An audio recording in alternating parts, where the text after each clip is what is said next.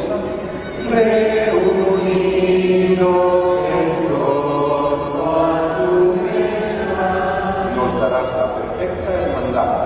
Nos darás la perfecta hermandad. Te pedimos, Señor, que nos nutras. Te pedimos, Señor, que nos nutras con el pan que del cielo baja. Con el pan que del cielo bajó, y renazca en nosotros la vida, y renazca en nosotros la vida, con la fe, la esperanza y el amor. Con la fe, la esperanza y el amor. Señor Jesús, ayúdanos a profundizar en la relación contigo, en la amistad contigo, en el conocimiento del mensaje de salvación que nos quieres regalarnos. A ti la gloria, el honor y la alabanza por los siglos de los siglos. Amén. Estamos hablando de los contenidos del credo y desde el primer día estamos diciendo que la fe cristiana, el credo cristiano, consiste en tener una relación personal con Jesucristo. Lo que nosotros creemos es lo que Jesucristo nos ha revelado, el amor del Padre y las enseñanzas de Jesús, de las que vamos a hablar. En el credo empezamos diciendo que creemos en Dios Padre Todopoderoso, Creador del cielo y la tierra, y después añadimos, y en Jesucristo, su único Hijo, nuestro Señor, fue concebido por obra y gracia del Espíritu Santo, nació de Santa María. Empecemos recordando que la palabra Jesucristo no es una palabra. Cristo no es un nombre ni un apellido. Cristo es un título. Cristo es la palabra griega que traduce el título hebreo Mesías, que en español se dice ungido, consagrado. Y cuando decimos Jesucristo, en realidad estamos haciendo una confesión de fe. Los primeros cristianos decían, Jesús es el Cristo, es decir, Jesús es el Mesías, Jesús es el ungido de Dios, Jesús es el consagrado de Dios. En el Antiguo Testamento hubo muchos ungidos, Cristos, Mesías, especialmente los sacerdotes, los profetas y los reyes recibían una unción con aceite perfumado, una consagración. Pero en el Antiguo Testamento hay un ungido por encima de todos los demás, el rey David.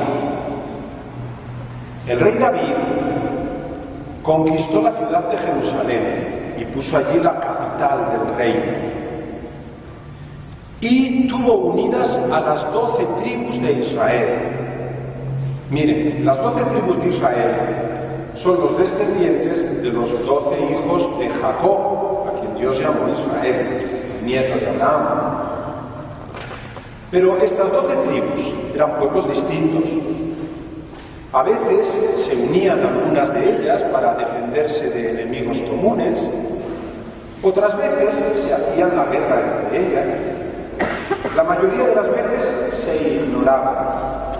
Es como las tribus indígenas que hay en distintos territorios de América Central. En alguna ocasión tienen contactos entre ellos, otra ocasión se pelean y en otras ocasiones viven cada uno por sus lados soberanos. Pues así sucedía con las 12 tribus de Israel, cada uno hacía su vida. Pero el rey David consiguió unir a las 12 tribus en un proyecto común, crear un gran reino, y consiguió que todos lo aceptaran. Él, por medio de guerras, extendió el territorio. Israel se convirtió en una nación más o menos poderosa, pero a su muerte heredó el reino su hijo Salomón. Salomón conservó todavía las 12 tribus, pero ya metió los territorios del otro lado del Jordán, por lo que 2 tribus o más se quedaron sin territorio. Y algunos de esas tribus Emigraron a la zona de las otras tribus, otros se quedaron por allá, y a él perdió territorios. A la muerte de Salomón, hubo una división total.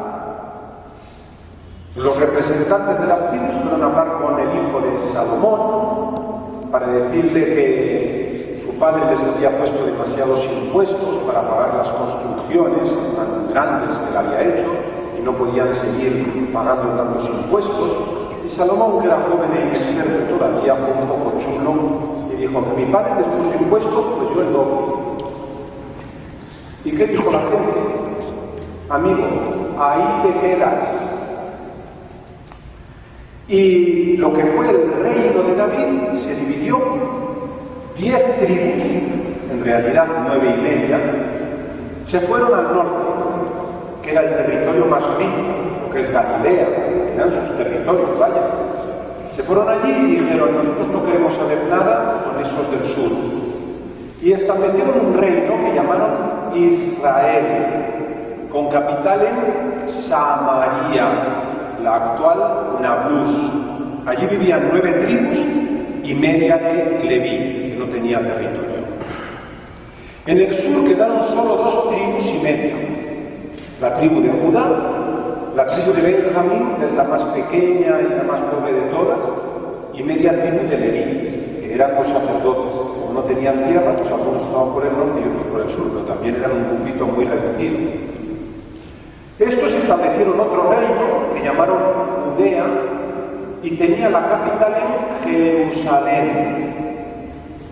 Los del reino del sur eran llamados judíos, los del reino del norte eran llamados israelitas.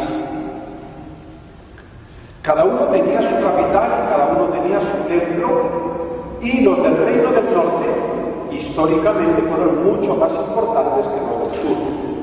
Tenemos documentos extrabíblicos que hablan del reino del norte, especialmente de la dinastía de los Omri. Estos del reino del norte hicieron alianzas con otros pueblos, construyeron ciudades, en fin, fue un pueblo que tuvo su importancia. Los del reino del sur eran un pueblecito. Si alguien ha visitado Israel se dará cuenta que Jerusalén está rodeada de desierto por todos los sitios, así que allí poco podían prosperar. Era un pueblo del desierto, nada más la ciudad y alrededor desierto y más desierto, y tierra yerma. Y durante mucho tiempo el pueblo de Judea se limitaba a Jerusalén y las tierras de alrededor, y en algunas ocasiones solo la ciudad de Jerusalén. Pensemos que era un gran reino importante, y no hay ni un solo documento extrabíblico que hable de estos pueblos. Hay elementos arqueológicos, se han hecho excavaciones y se han encontrado cosas. El caso es que estos pueblos hicieron cada uno su camino, siguieron su historia. Las tribus del norte tenían un rey en Samaria, pero hubo muchos golpes de estado y continuamente una familia mataba al rey, se ponían ellos, otra familia se levantaba, mataban al rey y se ponían ellos, y así estuvieron toda su historia, porque era un pueblo rico y bueno. El caso es que en el año 722 a.C. cayó el reino de Israel en manos de los asirios. Los asirios destruyeron Samaria y se llevaron deportados al exilio a los israelitas. En pocos años, aquellos israelitas que se habían ido al exilio desaparecieron, se unieron a otros pueblos, se mezclaron con ellos y desaparecieron para siempre. En lo que había sido el antiguo territorio de Israel habían quedado solamente algunos pobres, se habían llevado a todo el que sabía hacer algo, fuera carpintero, albañil, fuera lo que fuera, y habían dejado a los más pobretones. Bueno, podemos hablar de unos cientos, no piensen que más. El caso es que llegó otro pueblo que ocupó ese lugar y se mezclaron unos con otros y dieron lugar a los samaritanos, que los judíos no querían saber nada de ellos. Esto, repito, sucedió en el año 722 a.C. y ya solo quedaron las 2 tribus y media del sur.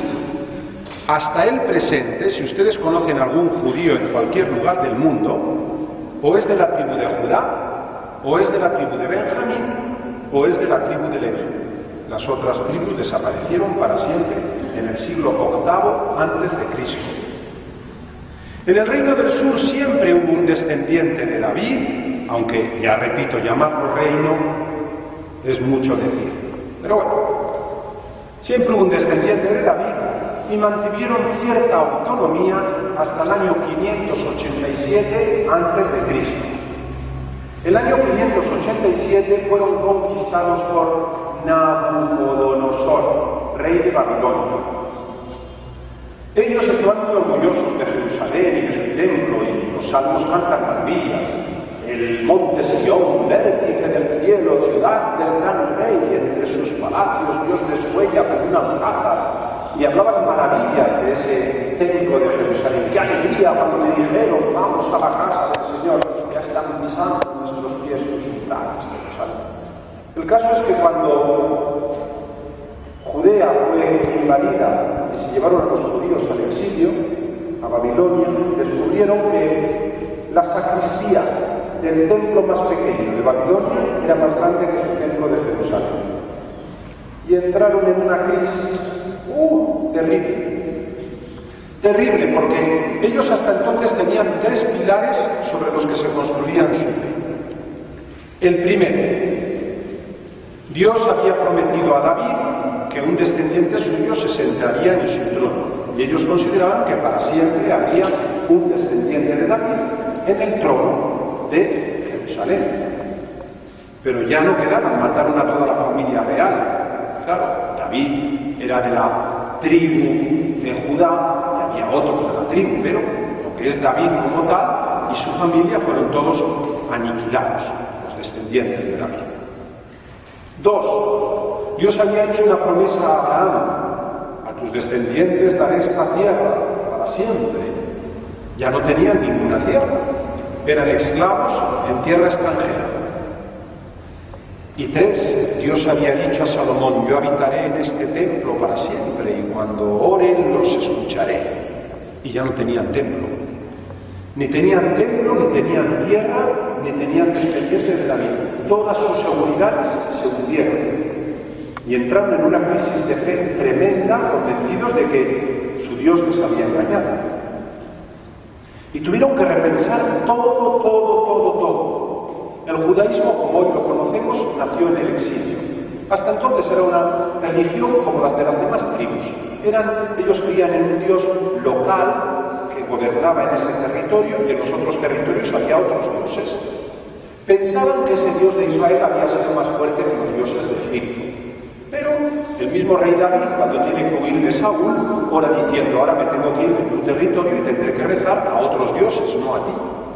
Todos ellos creían en la existencia de muchos dioses. Es en el exilio cuando su fe se purifica y pasan de ser una religión territorial, un grupo, a desarrollar la verdadera fe, diciendo: Dios ha sido el creador de todo. De hecho, el capítulo 1 del Génesis se escribió en el exilio, en el siglo VI antes de Cristo. Dios es el creador de todo, el que ha hecho el cielo y la tierra. Dios actúa en todo, y hasta en las desgracias, como esta que nos ha pasado, Jerusalén destruida, hasta en estas desgracias, Dios puede sacar bien del mal. Y no Él no es el culpable de esta desgracia que nos ha sucedido, sino nosotros mismos, con nuestros pecados. Bueno, repensaron todo, reescribieron todo, y surgió el judaísmo. Pero tuvieron suerte, porque un imperio surgía, y después otro, y después otro. Los babilonios habían conquistado Jerusalén, pero los persas se hicieron más fuertes y conquistaron Babilonia. Entonces destruyeron la capital de Babilonia y permitieron a todos los que vivían como esclavos que volvieran cada uno a sus tierras. Y los judíos que quedaban regresaron a sus tierras, unos pocos cientos, no piensen que eran una muchedumbre. Y lo que hicieron fue reconstruir Jerusalén. Bueno, si leemos los libros de Esdras y Nehemías, veremos que poco reconstruyeron. Pero se fueron a vivir en las ruinas de Jerusalén y allí esperaban tiempos mejores. Los profetas anunciaron desde entonces siempre que Dios restablecerá las 12 tribus de Israel. Ya no había más que 2 tribus y media y 4 gatos. Y que Dios hará que hacia Jerusalén vengan las naciones y que todos los pueblos adoren el nombre del Dios único. Y empezaron a hablar de cosas estupendas y el pueblo de Israel se fió.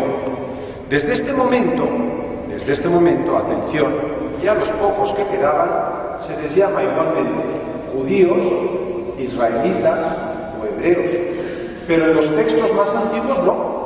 En los textos más antiguos los israelitas son los del pueblo del norte y los judíos son los del pueblo del sur. Por ejemplo, en el libro de Daniel, y eso es relativamente reciente, cuando aquellos 2 viejos verdes querían acusar a Susana porque querían acostarse con ella, y Daniel los desenmascaró, dice: ya sabía yo que ustedes eran israelitas de mala raza y no judíos como nosotros. ¿Ven? Aquí todavía son distintos pueblos, los israelitas, los judíos. Pero después ya, como los israelitas no existían, pues todos eran o judíos o israelitas o hebreos hasta el presente. Los profetas anunciaban siempre: cuando venga el nuevo David, el nuevo ungido, el nuevo Mesías, él restablecerá las 12 tribus de Israel. Todos esperaban un nuevo David, y por eso los profetas hablaban del reinado de Dios, ese reino de Dios que será como el reino de David, pero en el que Dios mismo actuará por medio de un lugarteniente. El Mesías será el mensajero de Dios que gobernará en su nombre. Ahora podemos comprender muchas cosas del Nuevo Testamento. Cuando Jesús hablaba del reino de Dios y cuando a él lo identifiquen con el Mesías, continuamente encontramos en los evangelios peleas entre los apóstoles para ver quién era el primero. Pero esto lo vemos también el Domingo de Ramos, y lo vemos en la Última Cena, y lo vemos en todos los momentos. ¿Quién es el primero y quién es el más importante? ¿Por qué? Porque el Mesías tenía que establecer el reino y todos esperaban una tajada del pastel. Y por eso la madre de Santiago y de Juan se acercó a Jesús y le dijo: mira, ahora que llevas a Jerusalén a establecer el reino, que uno de mis hijos sea ministro del Interior y el otro sea ministro de Economía. Ya que te han seguido desde el principio, al menos que ahora reciban algo. Los otros se enfadaron, pero se enfadaron porque se les habían adelantado, no porque fueran mejores que ellos. Entonces Jesucristo va a tener que explicar qué tipo de mesianismo es el suyo, qué tipo de reinado es el suyo. Y vemos que hay una serie de incomprensiones, pues que esperan todos un Mesías que será un nuevo rey David. Y Jesús es presentado como el nuevo rey David. Miren, San Mateo, que es judío y escribe para los judíos su evangelio, dice que la genealogía de Jesús es de esta manera: Abraham engendró a Isaac, Isaac engendró a Jacob, Jacob engendró a Judá y a sus 12 hermanos, etc. Y dice: desde Abraham hasta David, 14 generaciones. Después continúa: David, el hijo de Jesé, engendró a Salomón, Salomón engendró a Roboam, y así hasta el exilio de Babilonia. Desde Salomón hasta el exilio de Babilonia, 14 generaciones. Después del exilio de Babilonia, empieza a decir nombres y nombres, y dice: y hasta José, el esposo de María, de la cual nació Jesús llamado el Cristo. Desde el exilio de Babilonia hasta Jesús, 14 generaciones. Pero si leemos con atención veremos que en las 3 listas de 14 sale uno de 15 y otro de 13, pero eso no es importante para el autor, porque en hebreo, como en árabe, como en latín, los números que se utilizan no son los números simbólicos que usamos nosotros, sino que son letras, Y el número 14 se escribe con las letras, con las mismas, con las que se escribe la palabra David. Entonces, desde Abraham hasta David, 14 generaciones, David. Desde David hasta el exilio, 14 generaciones, David. Desde el exilio hasta Jesús, 14 generaciones, David. Para indicar que Jesús es ese nuevo rey David, es ese nuevo Mesías, ungido de Dios, Cristo de Dios, enviado para restablecer el reinado de Israel. Y eso es lo que predicaba Juan Bautista. Conviértanse porque el reino de Dios está cerca. Y eso es lo que predicaba Jesús. Jesús siempre habla del reino. El reino de Dios es como el que siembra, el reino de Dios es como el que pesca, como el que cose, con muchas imágenes, pero él habla del reino. Y al final le condenarán por hacerse rey y encima de la cruz pondrán rey de los judíos. Por lo tanto, Jesús es el Cristo, es una confesión de fe, que después fuimos acortando y terminó Jesucristo. Y ya podemos llamar a Jesús o Cristo, como si fuera un nombre. Pero en principio Cristo es una confesión de fe. Jesús es el Cristo, Jesús es el Mesías, Jesús es el enviado de Dios. Jesús, Yeshua, en hebreo, significa Yahvé salva, Salvador, el que salva con la fuerza de Dios. Así lo llama el ángel en la Anunciación, le dice a María que lo llamarán Jesús porque él salvará a su pueblo de los pecados. Jesús es el Salvador. Este es su nombre. Jesús es el que salva, el que viene para salvarnos. Y la historia de Jesús está recogida en 4 libros que llamamos Evangelios, que son Mateo, Marcos, Lucas y Juan. La palabra griega evangelio significa buena noticia. Buena noticia. En esos 4 libros no existía una palabra. La palabra evangelio se la inventó San Marcos y después de él los otros. Existía la palabra evangelizador o evangelizar. El evangelizador era el pregonero del rey, pero solamente anunciaba buenas noticias. Por ejemplo, que el rey había tenido un hijo, que el rey había vencido una batalla y con este motivo ese año no había que pagar impuestos, que el rey iba a visitar a una ciudad y con ese motivo se iban a hacer banquetes y juegos, etc. Eran unos trabajadores de la corte, los que eran llamados así, eran pregoneros de buenas noticias. En el Antiguo Testamento aparece: qué hermosos son sobre los montes los pregoneros de buenas noticias, que dice Nación, tu Dios es rey. Bueno, pues existían estos evangelizadores, esos pregoneros reales de buenas noticias, y San Marcos se decidió a escribir un librito, y a ese librito lo llamó Evangelio. Bueno, y el nombre tuvo éxito, y entonces ahí se quedó. San Marcos es el primero que escribió un evangelio, y como título pone: aquí empieza el evangelio de Jesús, el Mesías, el Hijo de Dios. Antiguamente los libros no tenían título, sino que se citaban por la primera palabra. Hoy los judíos siguen llamando a los libros de la Biblia por la primera palabra. Nosotros hablamos del Génesis, del Éxodo, del Levítico, ellos no, ellos los llaman por la primera palabra del libro. Entonces, la primera palabra del libro es Evangelio, y con eso se quedó. Este es el Evangelio, la buena noticia de Jesús, el Mesías, el Hijo de Dios. Podríamos traducirlo así: Jesús es el Mesías, Jesús es el Hijo de Dios, y esto es una buena noticia. Durante todo el Evangelio, pero vamos a centrarnos un momento en San Marcos, durante todo el Evangelio la gente se pregunta: ¿quién es este? ¿Quién es este que habla con autoridad? ¿Quién es este que manda al viento y al mar y le obedecen? ¿Quién es este que perdona los pecados? ¿Quién es este que camina sobre las aguas? Continuamente se preguntan: ¿quién es Jesús? A veces creen conocerle y dicen: pero no es el hijo de José, pero no conocemos a sus parientes, pero no es el carpintero. ¿De dónde le viene entonces esta sabiduría? El Evangelio según San Marcos es el más corto, tiene solo 16 capítulos, 16, se lee de seguido en un par de horas, Pues bien, encontramos la primera mitad del Evangelio en el que se cuenta la vida pública de Jesús, empieza con el bautismo y continúa con su predicación, con sus milagros. Todo esto tiene lugar en Galilea.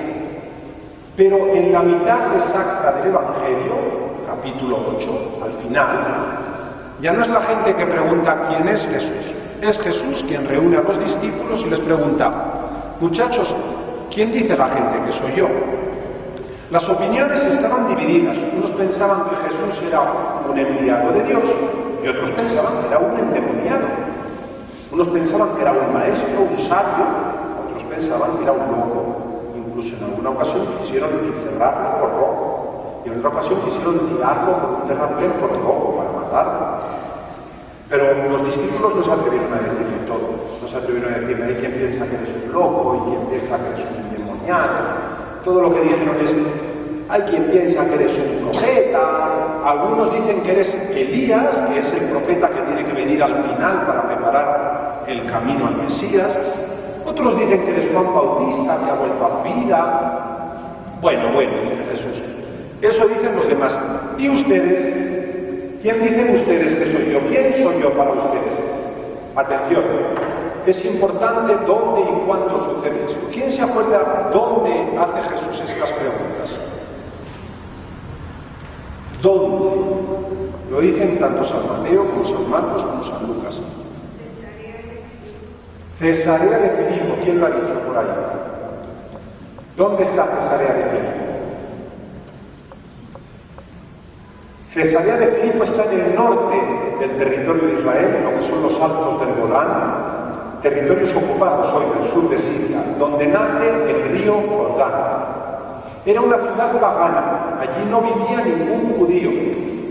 La había mandado hacer el rey Herodes, el Grande, igual que había mandado reconstruir Jerusalén.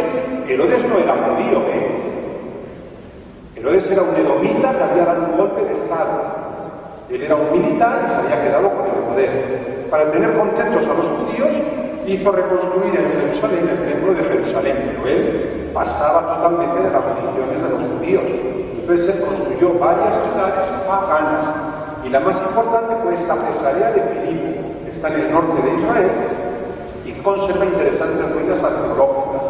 La llamó Cesarea en honor de César, y de Filipo, eso se lo añadió después un hijo suyo, que la embelleció todavía más y puso allí su capital, se llamaba Filipe.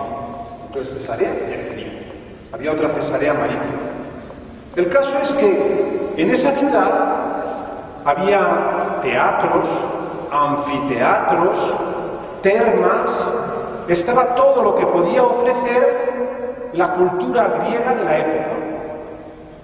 Allí había bibliotecas, había escuelas de filosofía, todo lo que podía ofrecer la cultura griega de la época. Un importante mercado, era una ciudad pagana importante, la más importante de la zona. Y Jesucristo se llevó allí a los discípulos, no queda lejos de Cafarnaúm, serán 40 kilómetros de Cafarnaúm, que para los antiguos eso significaba media jornada de camino. Entonces se llevó allí a los discípulos, en el lugar donde estaba toda la cultura griega, donde los romanos tenían su poder y donde se veía lo que ofrecían los paganos. Y allí Jesús les dice: ¿quién soy yo para ustedes? Y tienen que tomar una decisión. ¿Quieren seguir con Jesús o quieren seguir lo que les propone la sociedad del momento, con todos los placeres de aquella época? Por supuesto, había muchos prostíbulos también y otra serie de cosas allí. ¿Quién soy yo para ustedes? Entonces Pedro, en nombre de todos, dice: tú eres el Mesías. Atención. Si leen San Mateo, que es el texto más antiguo, dice: tú eres el Mesías. Punto. San Marcos. Si leen San Mateo, dice: tú eres el Mesías, el Hijo del Dios vivo. Pero ese es un texto posterior, una interpretación. Y si leen San Lucas, dice, tú eres el Mesías de Dios. Pero en el texto más antiguo solo dice, tú eres el Mesías. Hasta entonces habían imaginado que era un profeta más, que era un rabino más, pero ahora dicen, tú eres el Mesías, ese enviado definitivo que estamos esperando para establecer el reino de Dios. Y Jesús dice, bienaventurado tú, Simón Pedro, porque estas cosas no vienen de la carne, sino que te las ha inspirado el Espíritu Santo. Pero, atención, que yo les voy a explicar qué tipo de Mesías soy. Tengo que dar la vida en rescate por los pecadores, tengo que subir a Jerusalén a sufrir, voy a ser despreciado, voy a morir. Y entonces Pedro dice, pero muchacho, que no has entendido nada, que te lo digo siempre, que eres demasiado joven. Pedro a Jesús, y le dice, tú todavía no sabes que el Mesías tiene que ser como David, un rey poderoso, con un buen ejército. Tú parece que no conocieras las Escrituras, que dicen que a Jerusalén vendrán los extranjeros y traerán riquezas de la tierra y pagarán impuestos. El Mesías tiene que triunfar, el Mesías tiene que ser poderoso, que no te enteras. Entonces Jesús le dijo, mira, Pedro, amigo mío, el que no te enteras es él. No solo yo voy a sufrir, no solo yo voy a padecer, no solo yo soy un Mesías distinto de lo que esperáis, que no vengo a ser servido, sino a servir. El que quiera ser mi discípulo, que cargue con su cruz y me siga. Tómala. Y si te gusta bien, y si no, la puerta está abierta. Entonces el pobre Pedro tuvo que decir, pero Señor, ¿a quién iremos si solo tú tienes palabras de vida eterna? Señor, tú tienes palabras de vida eterna. Señor, tú tienes palabras de vida eterna. Bueno, yo aquí estoy mezclando un poco las cosas. Porque esta expresión, Señor, tú tienes palabras de vida eterna, no la recoge el Evangelio según San Marcos, del que estábamos hablando, sino el Evangelio según San Juan, que también recoge esta crisis, aunque sea en otro contexto. El Evangelio según San Juan, en el capítulo 6, después del discurso del pan de la vida, dice que muchos desde ese momento dejaron de ir con Jesús, porque decían, este discurso es demasiado duro, y lo abandonaron. Entonces Jesús preguntó a los discípulos, ¿y ustedes qué quieren hacer? Y Pedro, en nombre de todos, dijo, ¿a quién iremos si solo tú tienes palabras de vida eterna? Pero bueno, el contexto es el mismo. Hay un momento en que Jesús por primera vez habla del sufrimiento, habla de la cruz, por primera vez.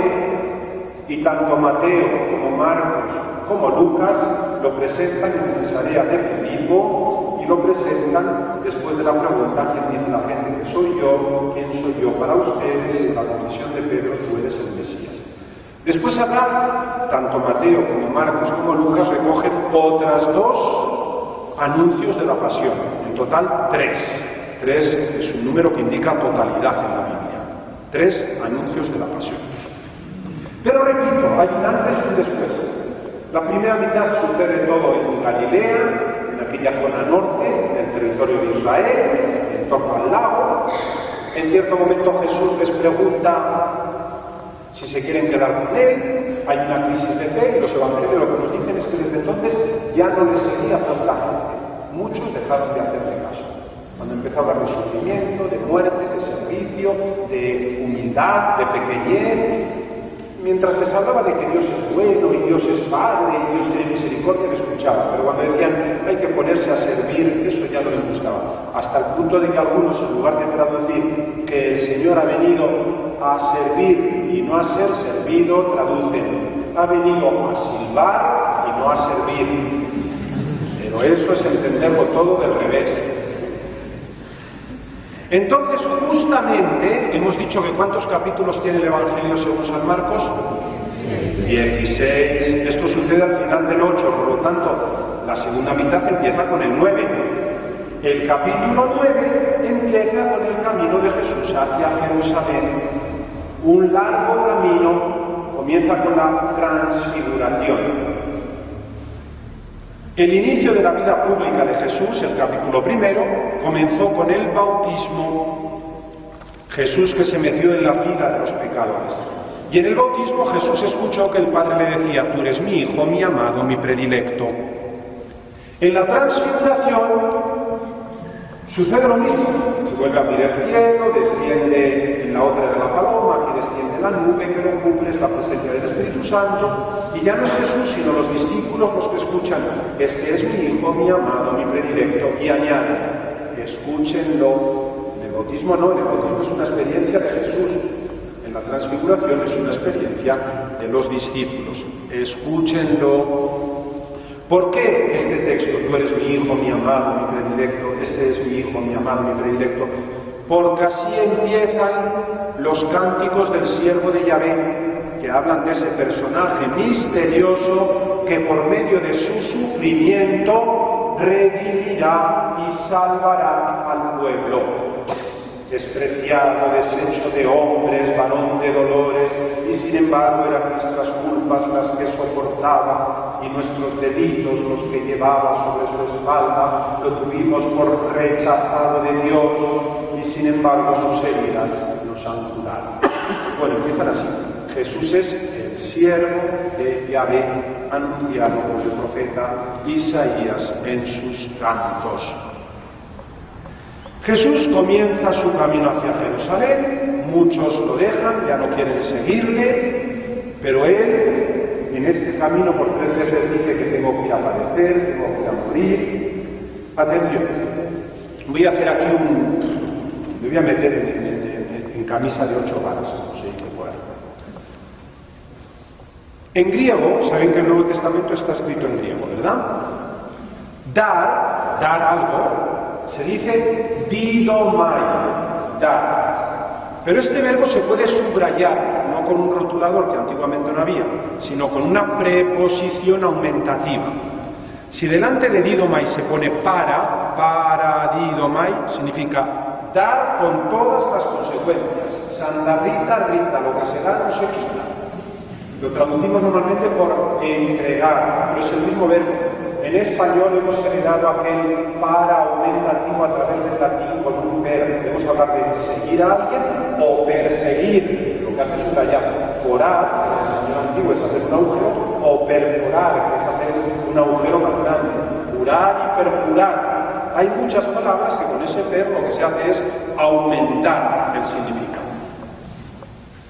Pues bien, si quieren buscar en el Nuevo Testamento todas las veces que aparece el verbo dar, donar, entregar, verán que es la clave de lectura de todo el Nuevo Testamento, la entrega de Jesús. Jesús había dicho: el buen pastor da la vida por sus ovejas.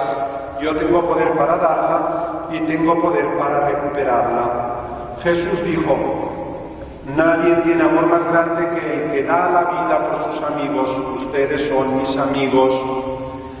Es un tema que aparece continuamente en la predicación de Jesús. Yo soy el que me doy, el que me entrego. Pero es que curiosamente, este va a aparecer continuamente en los últimos días de vida de Jesús. Por ejemplo, Judas fue a los sumos sacerdotes y les dijo: ¿cuánto me dan si yo se lo entrego? Pero ya les he dicho que es el mismo verbo, Y le dieron 30 monedas de plata, que era el precio de un esclavo. Cuando Jesús estaba orando en el huerto de Getsemaní, llegó Judas y le dio un beso, porque les había dicho: al que yo bese, ese es, que detengan. Y Jesús, mirándole con cariño, dijo: amigo, con un beso entregas al Hijo del Hombre.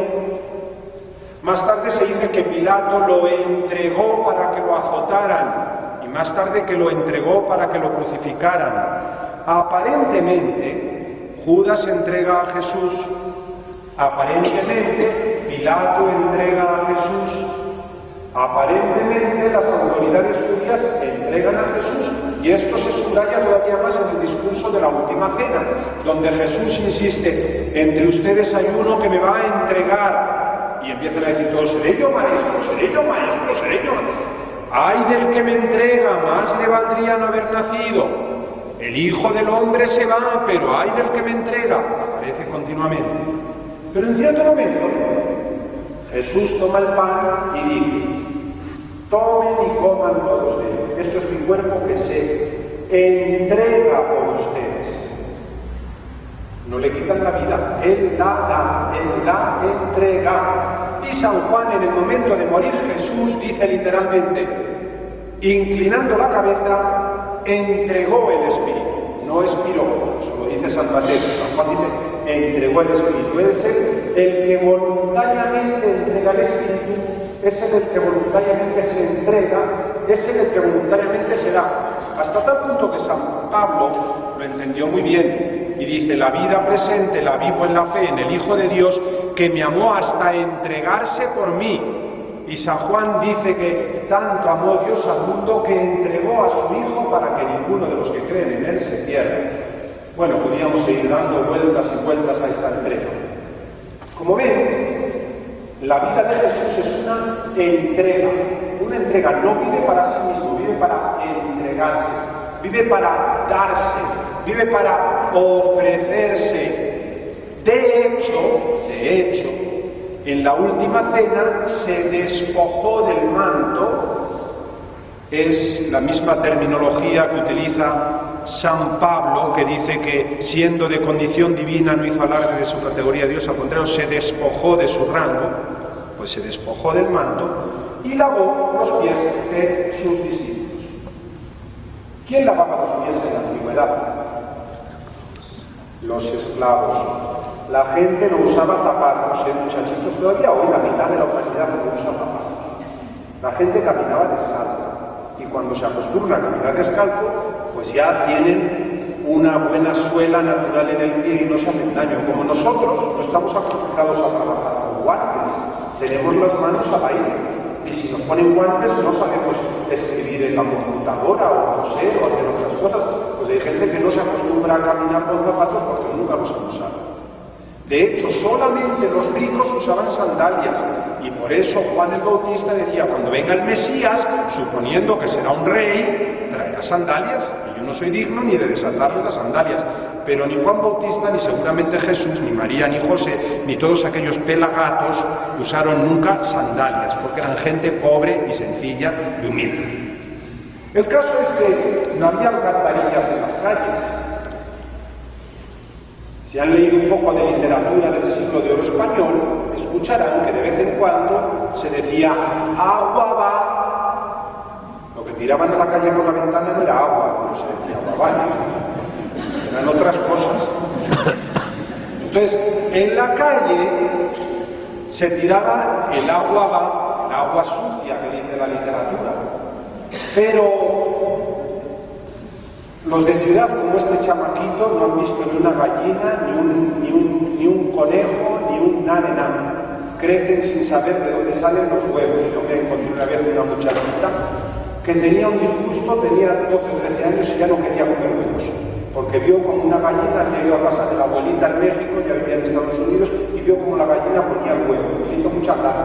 Y cuando la abuelita les explicó que era el huevo lo que se comía, y vio por dónde salía, dijo que ya no quería volver a comer. Bueno, eso les pasa a la gente de ciudad. Los de campo, hemos visto que por donde pasan las ovejas, dejan un reguero entero de unas cositas negras, redonditas así, todo lleno. Pero donde pasan los burros y los caballos, no son ya pequeñitas, son mucho más grandes. Y donde pasan las vacas, si te caes dentro, échate a nadar, amigo. Entonces, en las calles que eran de tierra, estaban todas esas cosas que dejaban las ovejas, los burros, las vacas y las de los hombres. Y las de las mujeres, por supuesto. Entonces, todo se mezclaba. Y además las gallinas después se encargan de revolverlo todo y de hacer de todo una única masa. Y por allí caminaba la gente. Eran calles estrechas para combatir el calor. Y caminaban con los pies descalzos. Por eso, cuando entraban en casa, lo primero que hacían era lavarse los pies. no era gente que se lavara mucho, se lavaban así enteros una vez al año, por Pascua.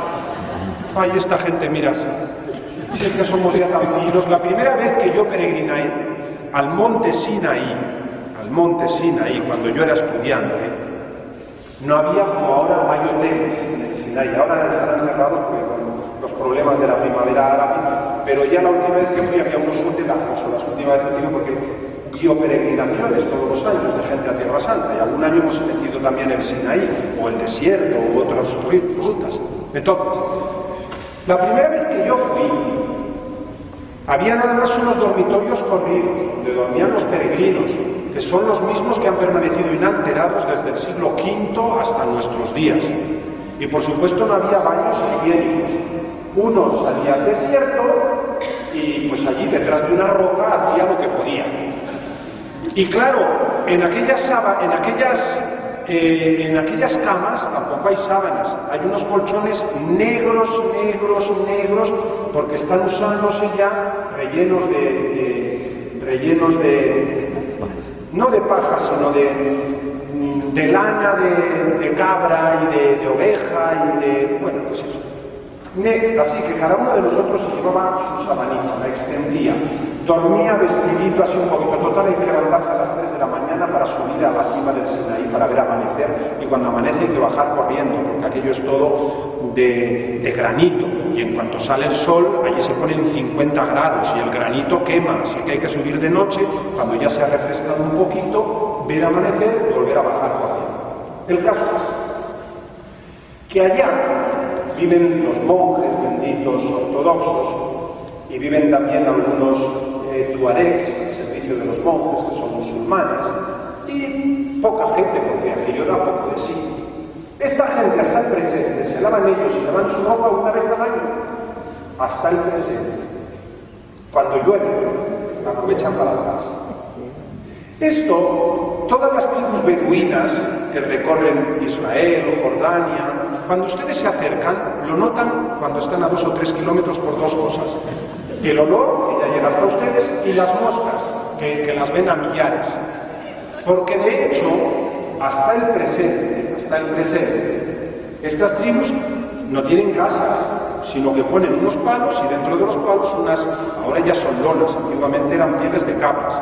Y por la noche en el desierto hace frío. Por la noche bajan las lonas y allí se meten los camellos, las gallinas, las ovejas, las cabras, los hombres, las mujeres y los niños para darse calor unos a otros.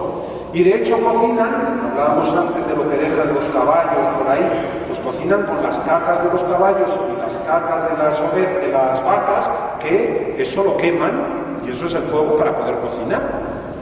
Bueno, entonces la gente se lavaba poco, pero los pies sí se los lavaban cuando entraban en las casas.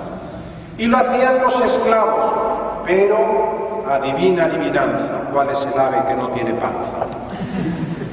La mayoría de las familias no tenían esclavos. En las familias pobres, ¿quién tenía que lavar los pies? Las mujeres. Las mamás, las esposas, las hijas, total, ellas no podían salir de casa solas, así que siempre había alguna en casa. Cuando llegaban, las mujeres lavaban los pies. La última cena tuvo lugar en una casa prestada, y cuando llegaron los discípulos y las discípulas, se pusieron todos no a servir, sino a silbar, mirando para otro lado. Entonces Jesucristo es el que se remanga la faja y empezó a lavarle los pies unos a otros. Cuando llegó a Pedro, este dice: alto ahí, muchacho, ya estamos otra vez como en Cesarea, que te lo digo yo, que por este camino no vas bien, que no terminas de aprender. Tú no me lavarás a mí los pies. Y decimos nosotros, es que no entendió. Que no entendió muy bien. Si Jesús, que es el maestro, lava los pies de los discípulos, significa que cuando yo vaya a mi casa, dice Pedro, tengo que lavárselos yo a mi mujer y a mis hijas. Pues hombre, solo faltaba eso, dice Pedro. Y entonces Jesús le dice: amigo Pedro, ustedes me llaman Señor y Maestro, y dicen bien porque lo soy. Pues si yo les he lavado los pies, también ustedes deben lavarse los pies unos a otros. San Agustín habla del sacramento del lavatorio de los pies. San Pablo habla de las viudas que formaban una consagración, luego serían las religiosas. Viudas que se consagraban al servicio de la Iglesia, a anunciar el Evangelio, a cuidar a los pobres, y tienen que ser gente que se ha destacado en lavar a los pies a los siervos del Señor, y no sé qué. Gracias a Dios, hay quienes lo entienden, sobre todo las religiosas, Jesús dijo, hagan esto en conmemoración mía. Yo lo he hecho, lo tienen que hacer ustedes. A nosotros nos gusta más eso de que dijo, este es mi cuerpo, hagan esto en memoria mía. Pero lo otro, de lavar los pies, se nos olvida. Menos mal que están ellas. ¿Qué sería de nosotros si no fuera por ellas? El caso es que Jesucristo dijo bien claro que tan importante como el sacramento de la Eucaristía es el lavatorio de los pies, el servicio. Hasta tal punto es así que San Juan en el Evangelio no cuenta nada de la consagración del pan y del vino, nada, ni una línea, solamente cuenta lo del lavatorio de los pies. Él ya habló en el discurso del pan de la vida en la multiplicación, pero de comunicar en vida eterna, no necesito añadir nada sobre la Eucaristía. Sí que añadió todo sobre el lavatorio de los pies. Jesucristo es el que ha venido para servir. Jesucristo es el Señor que voluntariamente se convierte en nuestro esclavo. Jesucristo es aquel que ocupa el último lugar. Y decimos, creo en Jesucristo, su único Hijo, nuestro Señor. Madre mía, hay que hacer un pequeño descanso, que llevamos una hora hablando y no se acaba. Y todavía no hemos empezado. 10 minutos de descanso.